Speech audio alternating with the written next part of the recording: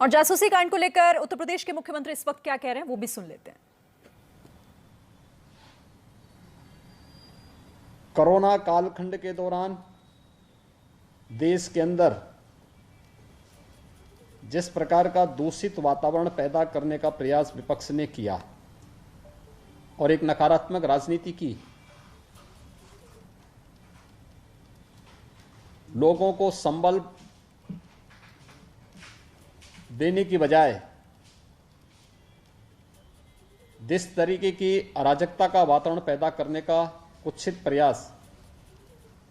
कांग्रेस और विपक्षी दलों के नेताओं ने सेकेंड वेव के दौरान किया था, दुर्भाग्य से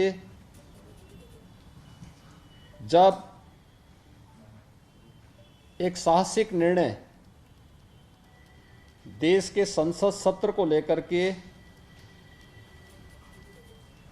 किया जाता है और संसद सत्र प्रारंभ होने के ठीक एक दिन पहले इस प्रकार की एक सनसनीखेज चीजों को परोस करके समाज में एक विषाक्त वातावरण पैदा करने का जो कुत्सित प्रयास हो रहा है, राजनीति के घटते हुए गिरते हुए स्तर को प्रदर्शित करता है।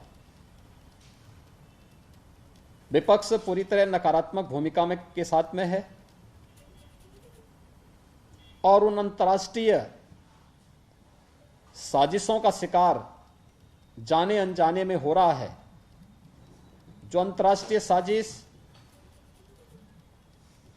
किसी न किसी रूप में भारत को अस्थिर करना चाहते हैं, भारत को किसी न किसी रूप में अस्त व्यस्त करना चाहते हैं। ये कोई पहली घटना नहीं है। याद करिए,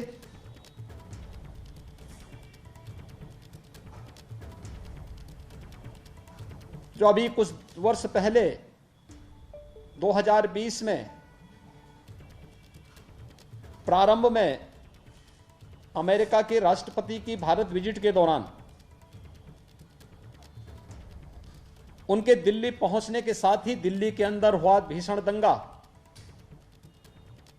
क्या एक साजिश का हिस्सा नहीं था? तमाम विपक्षी दलों के लोगों की संलिप्तता उस दंगे के साथ जोड़ करके नहीं देखी गई थी।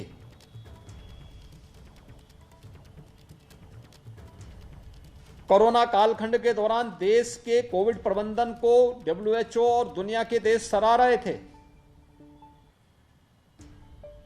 लेकिन भारत के अंदर विपक्ष एक ऐसा माहौल बनाने का प्रयास कर रहा था जैसे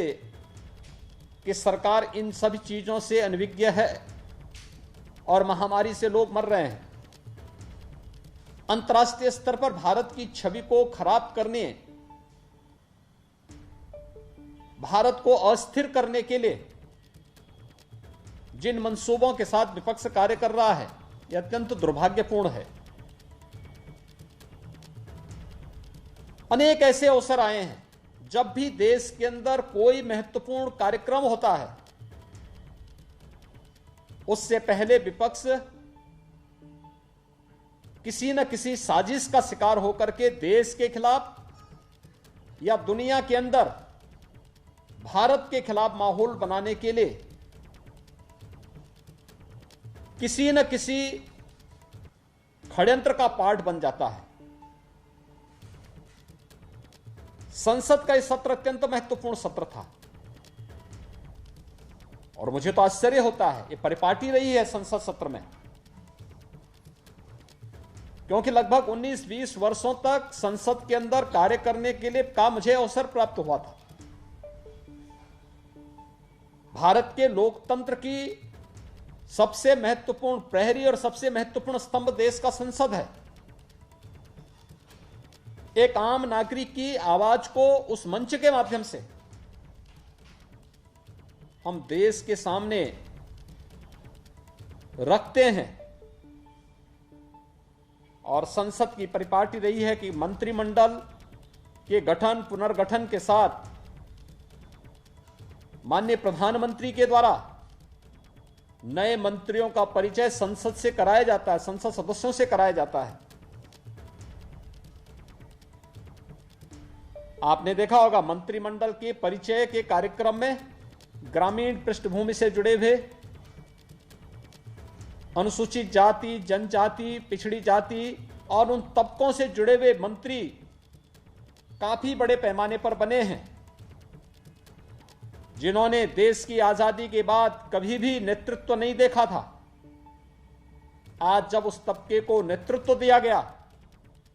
उन्हें आगे बढ़ने के लिए एक अवसर प्रधानमंत्री जी ने दिया और उन सभी माननीय मंत्रियों के परिचय संसद सत्र प्रारंभ होने के साथ ही संसद के अंदर होता। विपक्ष कोई रास नहीं आया। संसद एक मंच होता है अपनी बात को रखने का, लेकिन शोरगुल का शिकार हम संसद को बना लें, ये लोकतंत्र का गला घोंटने जैसा है। ये लोकतंत्र के साथ खिलवाड़ है और ये लगातार विपक्ष कर रहा है। आपने देखा होगा किसान आंदोलन के नाम पर किस तरीके से देश के खिलाफ साजिशें रची जाती हैं, कैसे किसान को समुदाय में मत और मजहब के साथ जोड़ करके देख करके उनके माध्यम से भड़काऊ और देश विरोधी कृत्यों को आगे बढ़ाने की छूट दी जाती है। विपक्ष उनके साथ खड़ा होता हुआ दिखाई देता है। ये नकारात्मक राजनीति से न देश का कल्याण होने वाला है और न विपक्ष का ही और न जनता जनार्दन का ही। इस प्रकार की नकारात्मक राजनीति देश के अंदर वातावरण को विषाक्त जरूर करेगी, भारत की छवि को अंतर्राष्ट्रीय स्तर पर खराब भी जरूर करेगी। कोरोना कालखंड के अंदर विपक्ष के इस नकारात्मक रवैये के कारण भारत की छवि पहले काफी आहत हुई,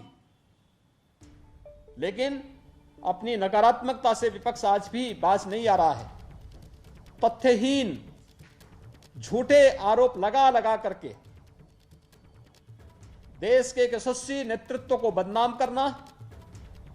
भारत की छवि को, अपने देश की छवि को लगातार निरंतर धूमिल करना, ये विपक्ष के एजेंडे का हिस्सा बन चुका है। उनकी कुत्सित मंशाएं कभी पूरी नहीं होंगी। जनता जनार्दन समय आने पर उन्हें फिर से जवाब देगा, वैसे ही जवाब देगा जैसे 2019 के लोकसभा चुनाव के ठीक पहले राष्ट्रीय सुरक्षा से जुड़े हुए अहम मुद्दों पर,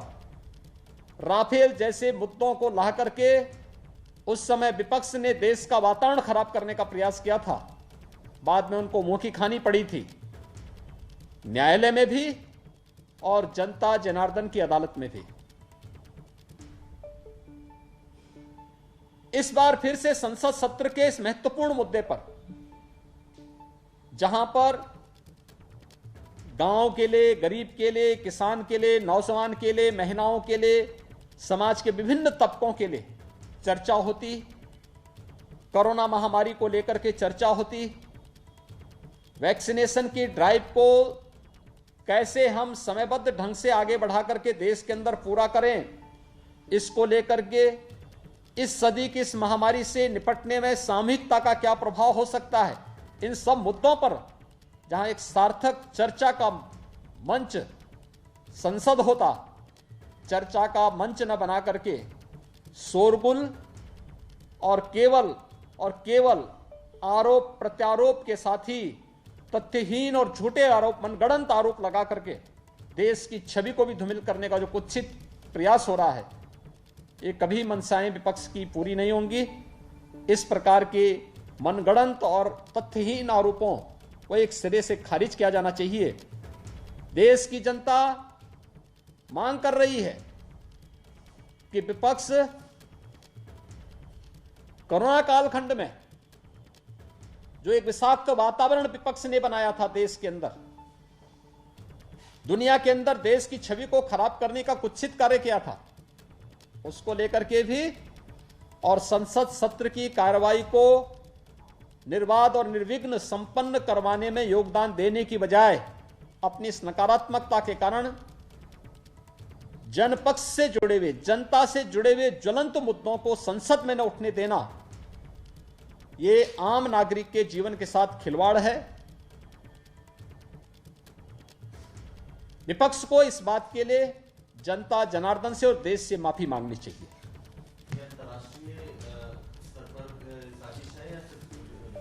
देखिए, ये एक बहुत बड़ी साजिश का हिस्सा है कि भारत के संसद सत्र के ठीक पहले, जिस संसद सत्र में किसानों के मुद्दे को लेकर के, कोविड के मुद्दे को लेकर के और देश से जुड़ी हुई अन्य महत्वपूर्ण मुद्दों को लेकर के सार्थक चर्चा होती, तमाम ऐसे बिल्स थे जिन पर आगे चर्चा बढ़ा करके देश के हितों के लिए, 130 करोड़ लोगों के हितों के लिए कार्य होता, उस पर कार्य संसद में होने देने की बजाय विपक्ष जिस नकारात्मक भूमिका के साथ आया है, यह अत्यंत दुखद है, दुर्भाग्यपूर्ण है।